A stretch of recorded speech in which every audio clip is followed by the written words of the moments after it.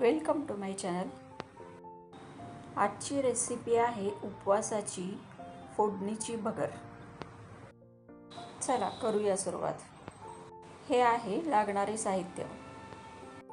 एका कढईत तेल किंवा तूप घ्यावे।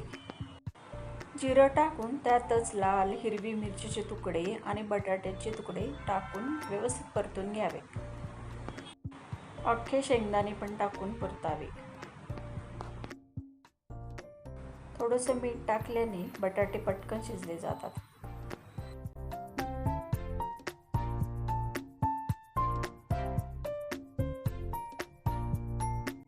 हे सर्व व्यवस्थित परतून घेतलं की त्यात स्वच्छ धुतलेली भगर टाकून पुन्हा एकदा सगळं व्यवस्थित परतून घ्यावे।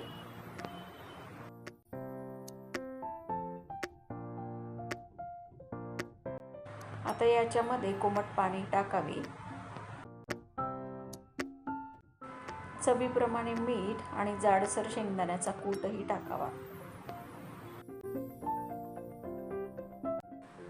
बंद आचेवरती झाकून 10 मिनिटांसाठी भगर शिजवून घ्यावी।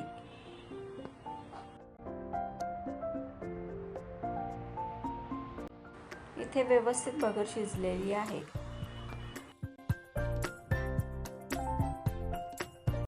उपवासाची भगर खाण्यासाठी तयार आहे। बघा, एकदा माझ्या पद्धतीने करून नक्कीच आवडेल।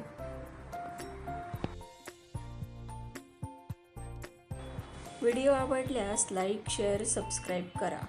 तोपर्यंत भेटूया पुन्हा एका नवीन रेसिपीसह आपल्या या चॅनलवरती। तोपर्यंत थँक्यू, बाय।